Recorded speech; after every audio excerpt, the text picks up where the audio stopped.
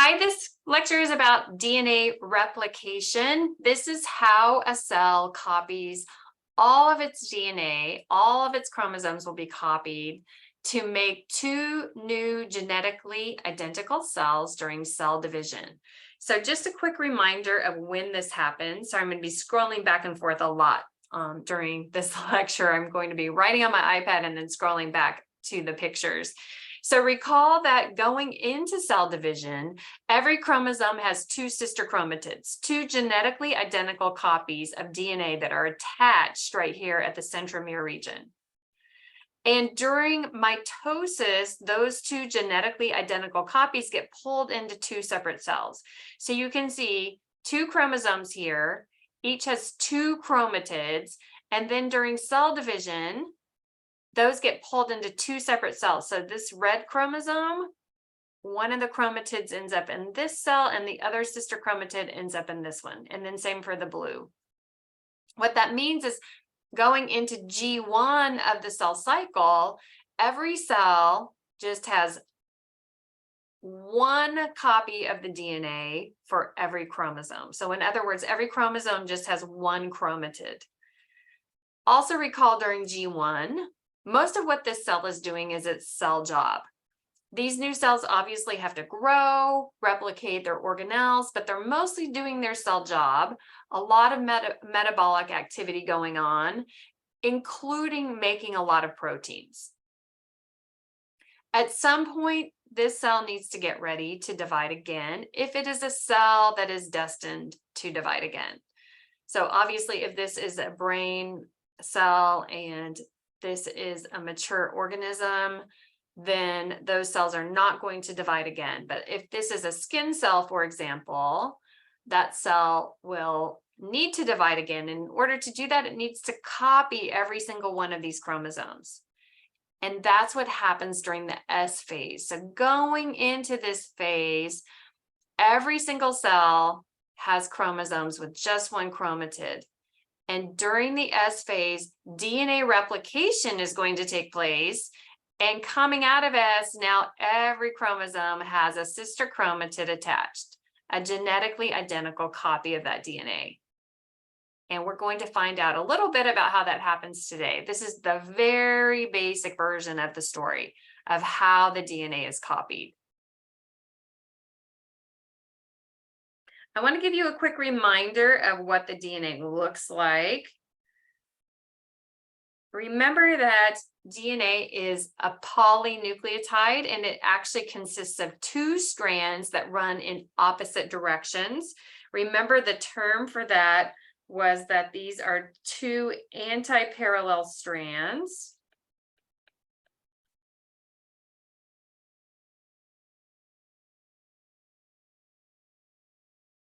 Two strands of nucleotides that run in opposite direction to each other, and you can see that with the arrows. Recall that the nucleotide structure includes a pentose sugar, which you can see here. And for DNA, remember that sugar is called deoxyribose. A phosphate group, which is really represented in very short version here. And then a nitrogenous base. Nitrogenous base meaning nitrogen is part of that base. And that can be one of four bases for DNA, which I'll list for you in a minute. And then the opposite strand runs upside down, and the bases are connected with hydrogen bonds. Hydrogen bonding occurs between hydrogen and an electronegative atom, and in this case, either oxygen or nitrogen. Remember that the oxygen is electronegative, and it's going to have a partial negative charge since it pulls the electrons closer, versus the hydrogen will be partially positive, and now these are weakly attracted to each other. Important to also remember that hydrogen bonds are relatively weak and easy to break, because that's going to be an important part of the story too. I'm going to show you this picture, which I've already drawn on. Recall, these are hydrogen bonds, again, connecting the bases together. And recall that we represent the names of the bases with an A, T, G, or C. So A stood for adenine, G for guanine, C for cytosine, and T for thymine. Also recall that A and T always pair with each other, and G and C always pair with each other. This is a very cartoon version of the DNA. You can see that twisting of the double helix, and then you can see almost like rungs of a ladder, these bases sticking out, hydrogen bonded to each other. A and T always go together, and G and C always go together. So let's quickly review that part of the story. So going to quickly draw a basic nucleotide.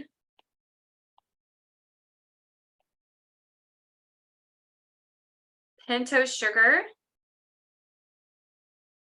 In this case, the sugar is deoxyribose.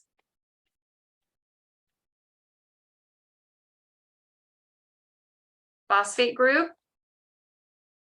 Remember, this was one of the functional groups from early in the semester. And then the base. And that base is either adenine, which we represent with the letter A, thymine,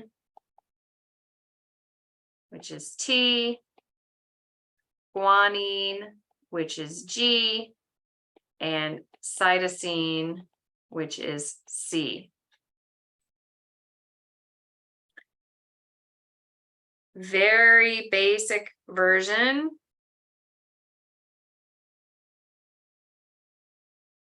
Pretend strand of DNA. The bases are sticking out here.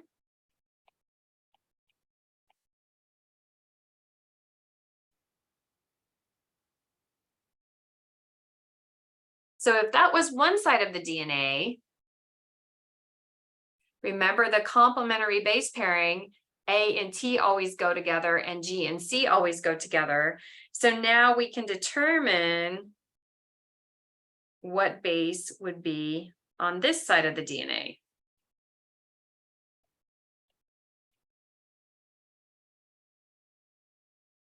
So wherever there's an A on one side, that would be T on the other side.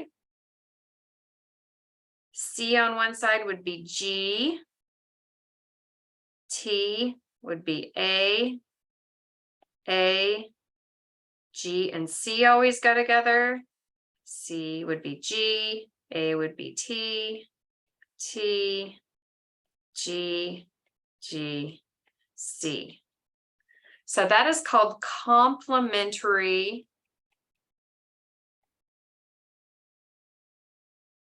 base pairs or complementary base pairing.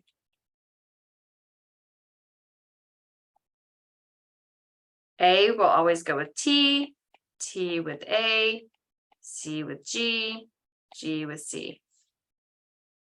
And then these are hydrogen bonded together, which we most often represent with 3 dots. And those hydrogen bonds are relatively weak, easy to break. You don't need to know this level of detail, but A and T have fewer hydrogen bonds between them than C and G. Not important though. For this version of the story, we're keeping it simple. We're just going to draw one set of hydrogen bonds between the bases. So if this was our DNA,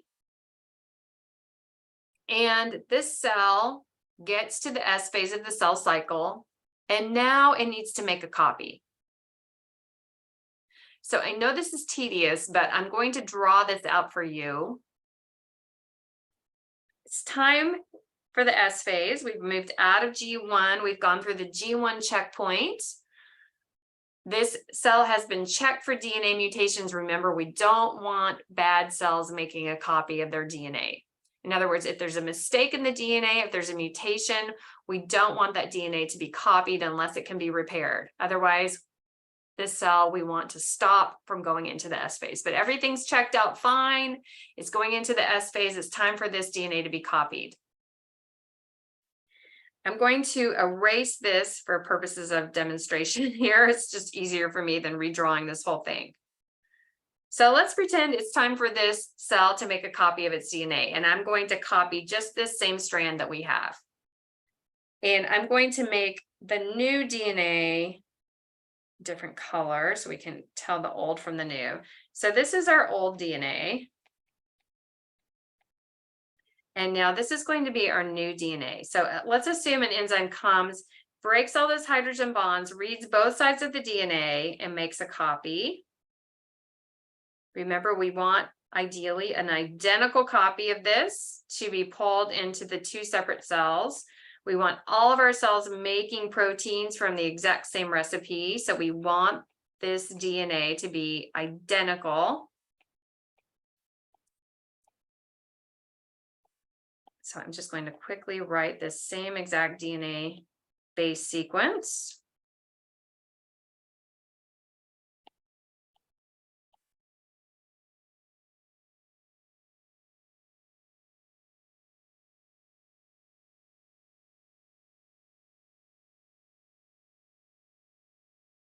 And then hydrogen bonds connecting them.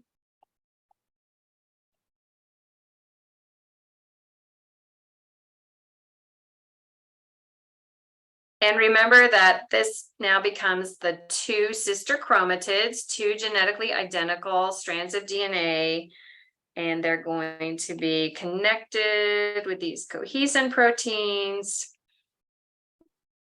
And then during mitosis, those will get pulled into two separate cells. One sister chromatid would go to one new cell, and this would go to the other new cell. So if this is how it happened, every time a cell divided, one cell would be getting all old DNA and one cell would be getting all new DNA.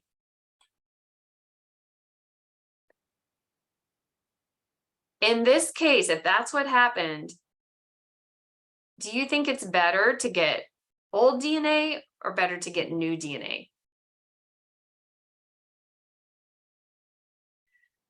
Well, it's actually probably better to get old DNA because that DNA has been through a checkpoint during the previous cell cycle. This new DNA, there could have been copying errors. And now, for the whole G1 of this new cell, this new DNA, it could have had a mistake, and those proteins will be made incorrectly. Luckily, this is not how it happens. Instead, something called semi-conservative replication is going to occur. And what's going to happen is these hydrogen bonds are going to get broken. The two strands are going to separate and be copied separately. The two sides, sorry, not the, yeah, the two strands, the two sides are going to be copied separately. So this is going to open up, and then I'm just going to try to squeeze it in here, but I'm going to actually draw it for you on the next picture. But imagine that we're going to make a copy of this side, and we're going to make a copy of this side. And then the two are going to be connected. So let's do that down below.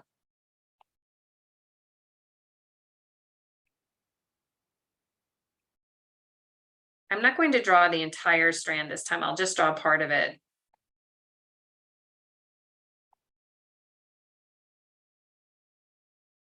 I'll just do 6 bases. So this gets separated.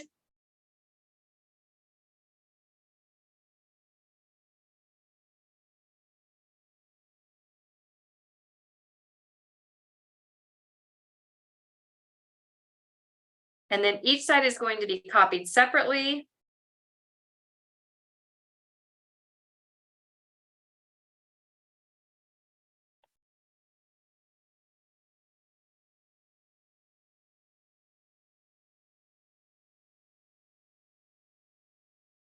So anywhere there's a T, An A will come in. Anywhere there's a G, a C will come in. Hydrogen bonds in between these.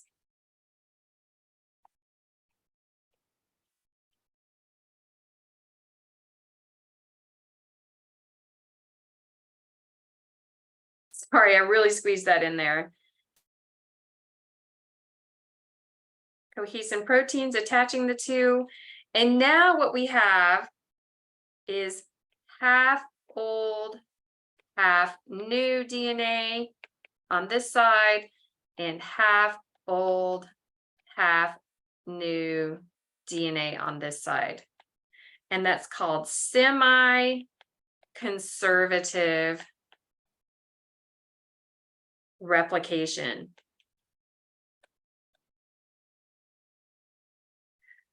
This old DNA has been through a checkpoint, and now if all we're doing is pulling in the complementary base to make that sister chromatid,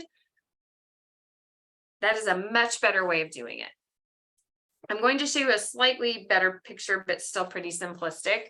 You can see in this picture, the DNA strand is going to separate, and then each strand is copied separately. And then those would get attached to each other and become the two sister chromatids that are then going to get pulled into two separate cells during cell division. So each is half old, half new DNA.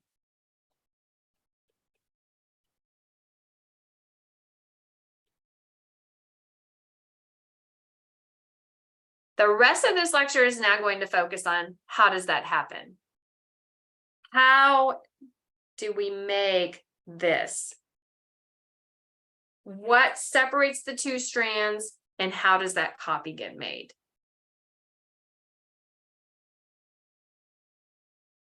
Before I show you the diagram of DNA replication, I want to list the key players that you need to know for this course, which is a very short list of key players compared to probably a majors level biology class.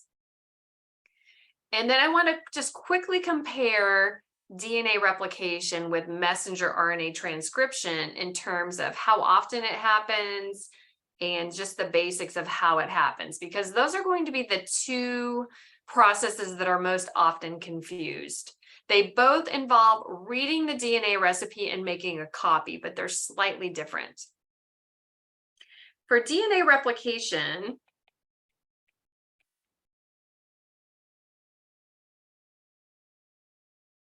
you need to know the role of the following characters in the story.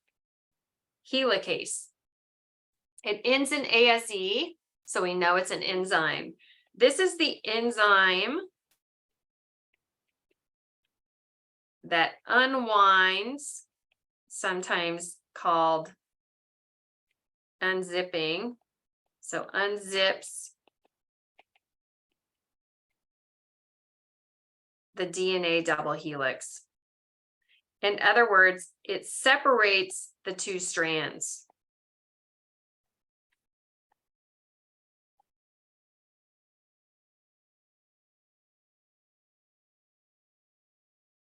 Once those strands are separated, they're going to have a tendency to come back together.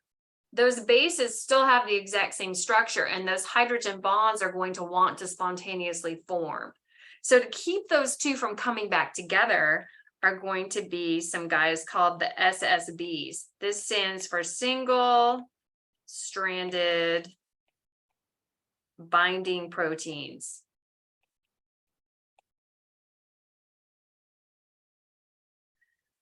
These proteins attach to each side and keep those two from coming back together. Keep the two DNA strands separated during copying, during replication. Primase ends in ASE, so we know it's an enzyme.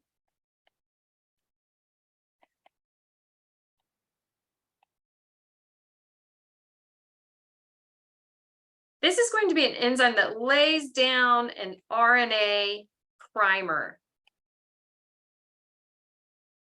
And that primer is going to tell the DNA polymerase where to start copying.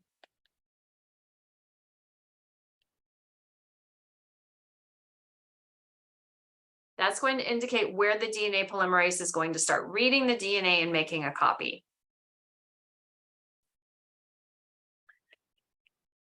DNA polymerase. Sorry, I just skipped a letter there.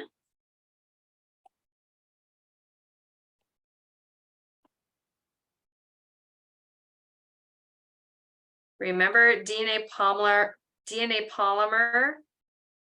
is part of this word. So this is the enzyme that reads the DNA and attaches complementary bases.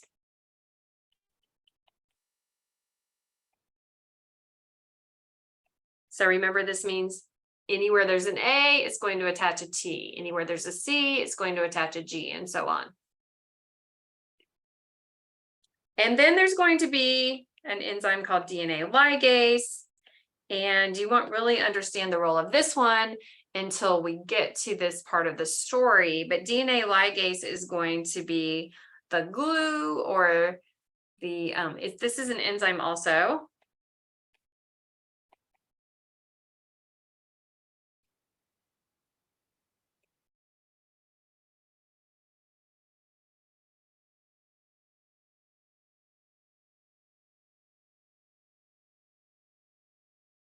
So again, you won't understand what this means till we learn what Okazaki fragments are, but this is the enzyme that is going to join those Okazaki fragments together. Two other key terms in this story are going to be leading strand of DNA and lagging strand of DNA. I know that's a lot of terms, but you're probably used to that at this point. So let's go through the list again. Helicase is going to be the enzyme that's going to unzip or unwind that DNA and separate the two strands. Single-stranded binding proteins are going to keep those two strands separated, so because they're going to have a tendency to want a hydrogen bond and come back together. Primase is going to lay down a little short piece of RNA that tells the DNA polymerase where to come in and start reading and copying the DNA. Then DNA polymerase is the most important enzyme, as it's the enzyme that's going to come in and actually copy the DNA. And then one side of the DNA is going to be copied discontinuously in little fragments, as you're going to see, and those have to get joined together with the help of an enzyme called DNA ligase. The leading strand of DNA is going to be copied continuously, whereas the lagging strand is going to be copied discontinuously. So I'm going to write that for you. Leading strand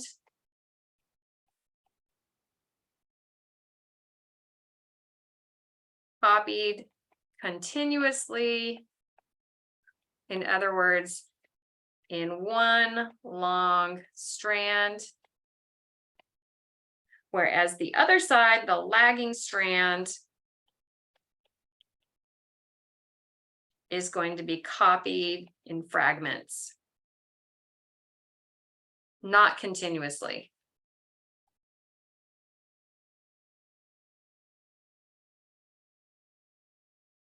And those fragments are called Okazaki fragments, named after the person who figured that out.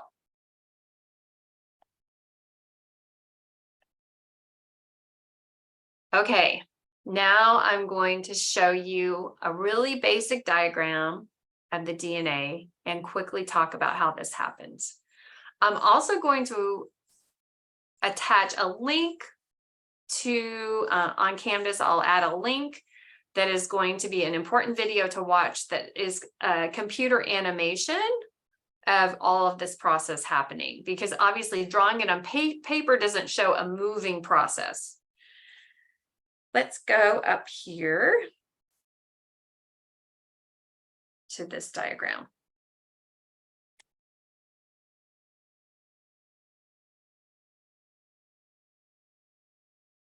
Okay.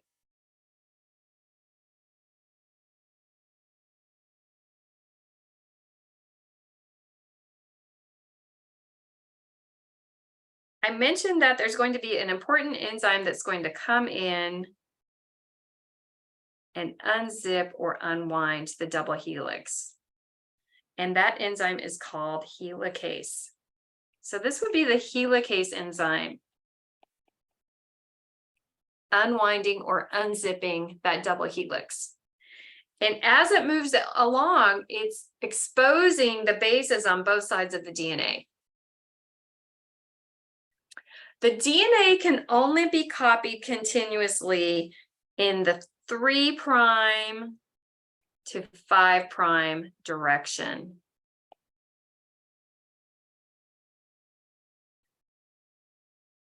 In fact, it can only be read at all by DNA polymerase in the 3' to 5' direction.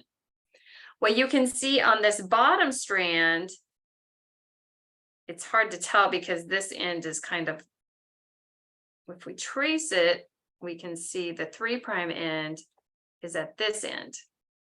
So 5', this is moving towards the 3' end is down here. So what that means is when the DNA polymerase starts copying, it's going to move in this direction on this strand, and it's going to move in this direction on this strand. This is the original strand of DNA. So 3' to 5' on the top. This little RNA primer got laid down by the enzyme called primase. So primase came in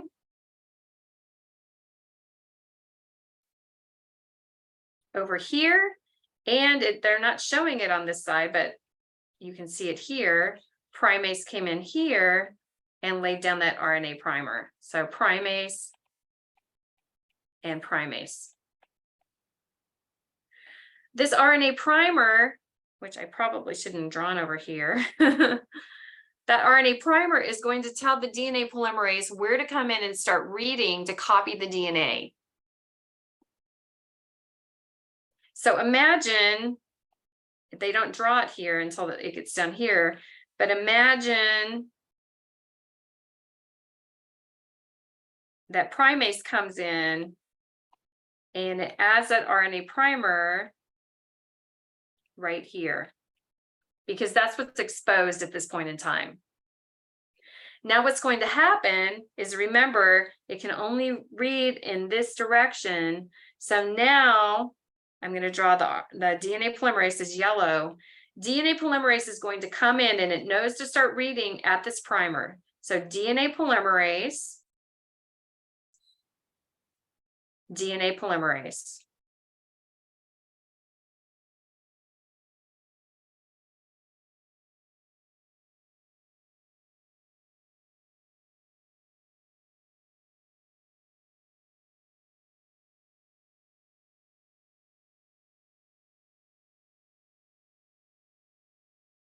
It's going to start reading and it's going to start grabbing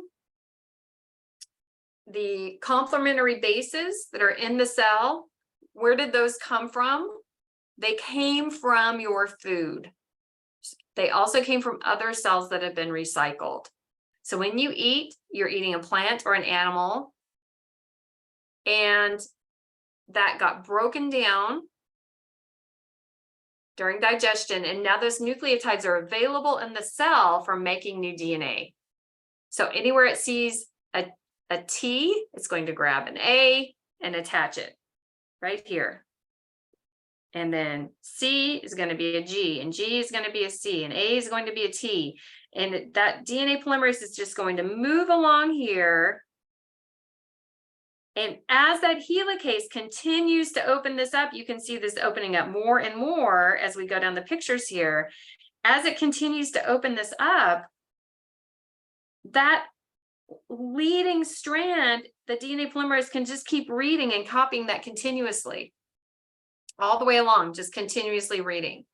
So this top one, this is going to be the leading strand, copied continuously.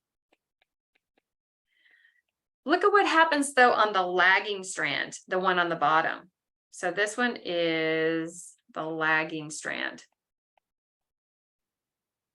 Remember, it has to read 3' to 5', so it's having to read in this direction. It had to start here because the rest of the DNA wasn't exposed yet. It's still getting opened up as that helicase is going to move along. So it started here. It's going to copy this part. So it's going to lay down the new bases here. Sorry, I'm trying to get this changed to red.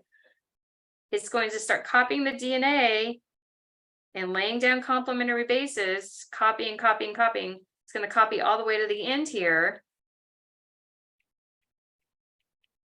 Now at this point, helicase has opened it up more. So now this part's exposed. But now what it's going to have to do is primase is going to have to come in and lay down a new RNA primer. And you can see that new RNA primer on the bottom picture. And now DNA polymerase, so here's the new RNA primer. Now DNA polymerase can jump over and start copying this piece as it moves along.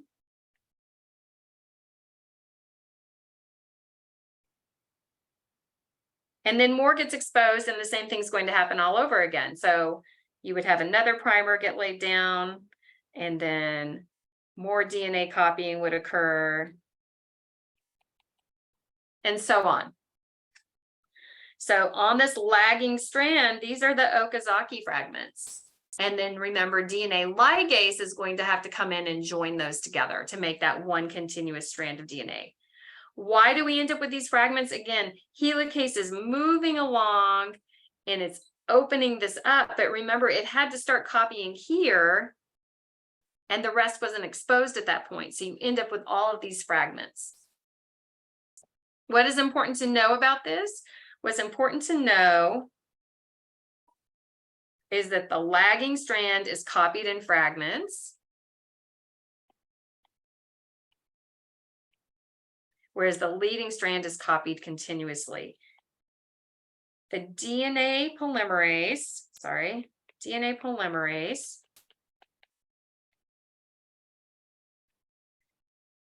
can only read in the 3' to 5' direction. So on the leading strand,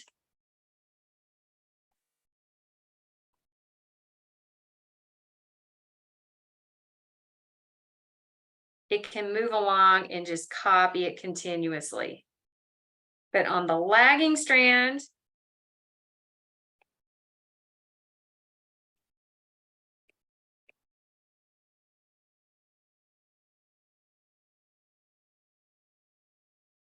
you're going to end up getting these fragments, this one first, and then it's got to jump back as this is opening up. It's going to make these fragments, and then DNA ligase is going to join those together. It's going to add some bases in here to connect those and make those all continuous. A ligand or a ligature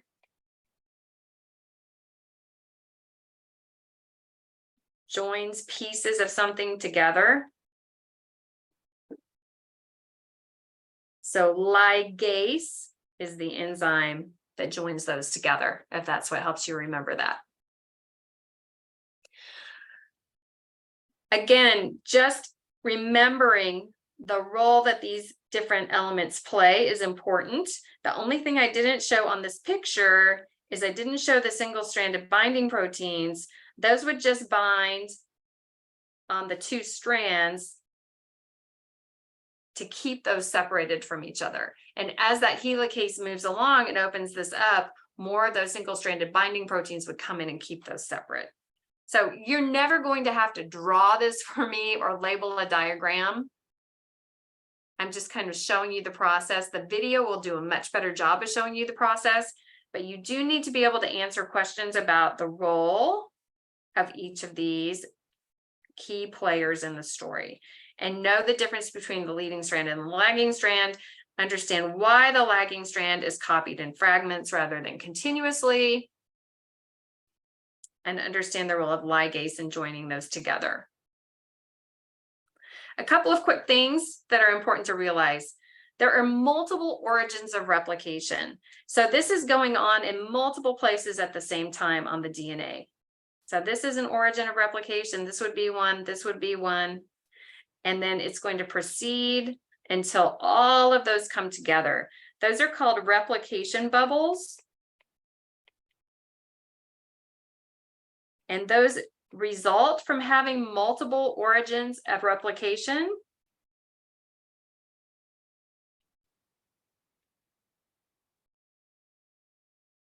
Along a chromosome. And you can see those bubbles in this picture. That's how the DNA can get copied pretty quickly.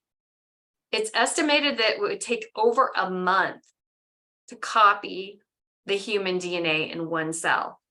Instead, it copies in a couple of hours because of these multiple origins of replication. So if we started at the top of chromosome number 1, and then the top of chromosome number 2, and it just went like that, it would take a month instead of a couple of hours.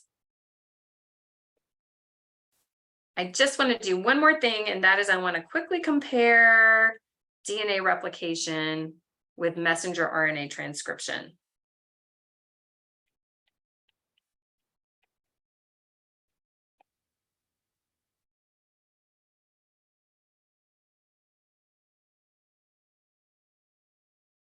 Messenger RNA transcription is covered in a separate video, but it involves reading the DNA and making a copy.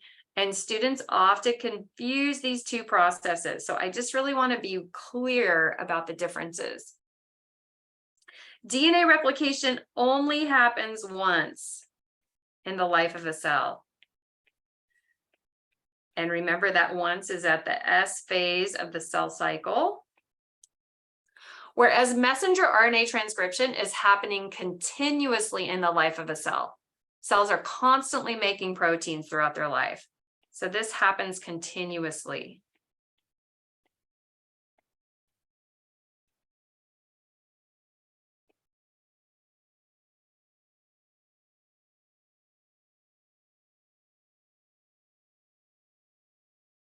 The key enzyme that is making that DNA copy is called DNA polymerase. Whereas the key enzyme in messenger RNA transcription is called RNA polymerase. It's making the RNA polymer. Again, you'll learn about what that is in a separate video. In the case of DNA replication, all the DNA is copied.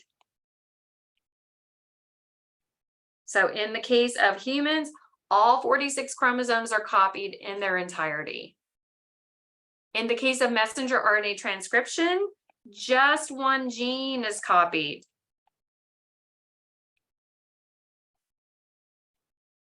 We're just making that copy of a gene. That piece of messenger RNA represents the DNA recipe that will leave the nucleus and go out to the cytoplasm, where it will get interpreted on a ribosome, and that's where that protein will get assembled. Also, in DNA replication, that enzyme is going to read and copy both sides of the DNA. So reads and copies both sides of the DNA.